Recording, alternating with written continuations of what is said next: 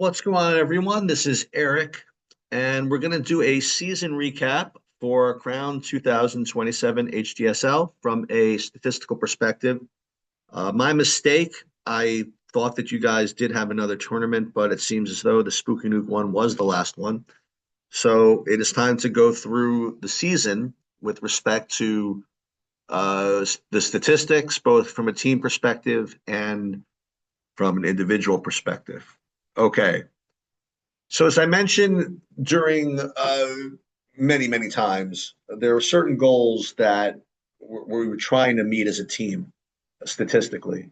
And that was, well, that was designed to give you like a number that puts you competitive in the types of tournaments that Chris wanted you play. Okay. And I did a lot of research on these numbers, and that's why those goals were what they were. That being a effective field goal percentage of 50%, uh, offensive rebound percentage of 30%, keeping turnover rate below 20, and really trying to hammer home this idea of taking efficient shots, that being no bad twos, as I like to say. And I would love to have perfect shot charts. And I think you guys gave me one of those during the course of the season. But more to the point, I mean, would try to at least keep your bad twos below 10%.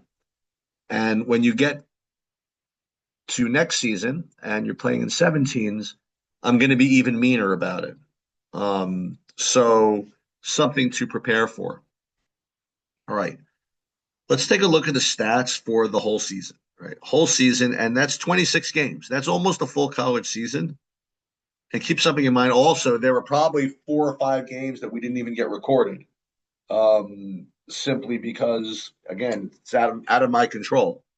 In the future, if you want to, again, have a parent, friend, kid, whatever, do filming of the games. I mean, that's what I do with my teams. I did these before there was even Be the Beast. Um, this way we know that we're getting all the footage. If you did that, more than willing to put these up for you. Anyway. So for the season, you were really close. Okay, so 49% effective field goal percentage, very close to what we needed to be, but not quite there. Turnover rate, 22.5%, pretty close, but not quite there. And offensive rebound percentage, 28% or so. Again, just not quite there. But overall, it kept you competitive. You weren't, let's call it what it is, you weren't good enough, right, to win the tournaments because your numbers weren't good enough. And that's just really the bottom line, right? So how do we fix that? So how do we improve from this year to next year? And then we'll get into the individuals. I mean, if I had it in me to do this again, I coach what, 4 years? Was it 7, 8, 9? Yeah, 4 seasons, head coaching and doing all that. If I were really going to run the program again and I had access to the training and stuff, I would skill train just finishes at the rim and threes, and that's it. You know, I mean, yes, you have to train dribbling and all that stuff, but with respect to skill work, I would never take a shot that I would not want to take in the game. And from a scheme perspective, and this goes out to the coaches again, really try to scheme for nothing but threes and layups. And if you really want to make me happy, you will commit to defense as well with the same tenets. You know, making sure you do not let them, the opponents, take uncontested wide open threes. Try to get them to take those bad twos, etc. And make it kind of it's an overall, program philosophy. That's why I had those shirts printed out. It wasn't for my own ego or whatever. It's you have to.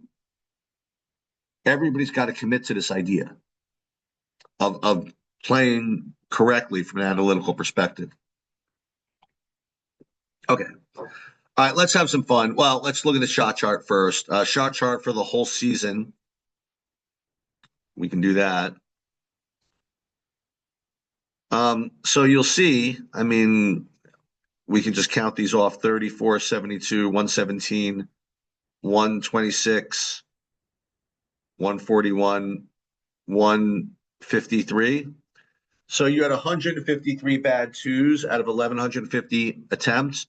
So again, something to work on. I'd like that under 10% in the future. I do like that you only took 9 of these kind of like, top of the key type bad twos. That's a shot that, old school basketball would have you taking. And I'm glad you're not taking too many of those. And again, you could click through all of this stuff and see all the shots from all these spots if you were so inclined.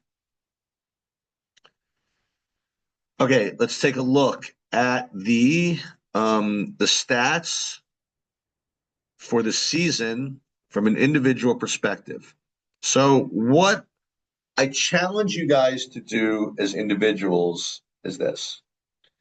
If I wanted an effective field goal percentage of 50% as a team, how about getting a 50% effective field goal percentage as a player? That's a good start.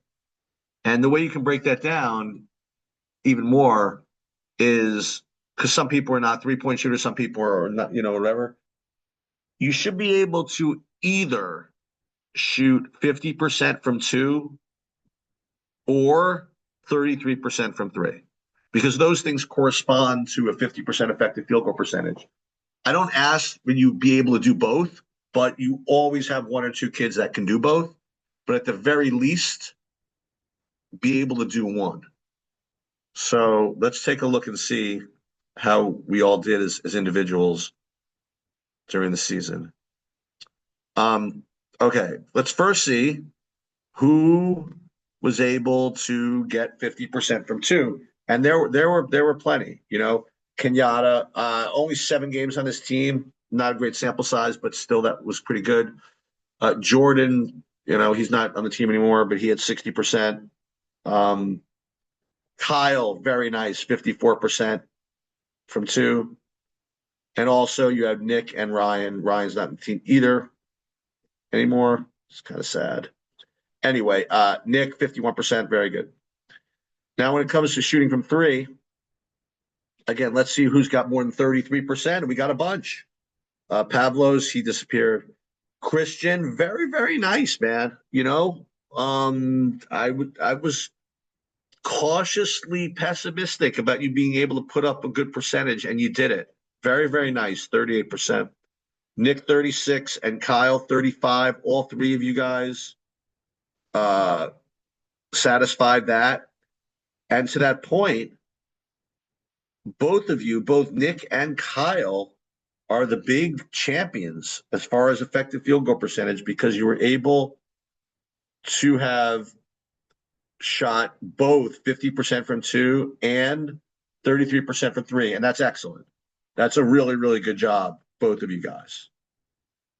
And we can get into the turnovers and all that stuff, but that may be for another day. But because turnovers, you can fix that with skill, sort of like, so you can work on that kind of stuff, and you can fix it with scheme too. But whatever. Rebounds, Kyle with a lot of rebounds. But again, we didn't have everybody playing every game, so it's hard to break this down correctly. Different combinations of players. But you could actually, coaches, if you want to see what the best combinations of players are, you could do that as well. And that's you can go back to the huddle tutorial for that.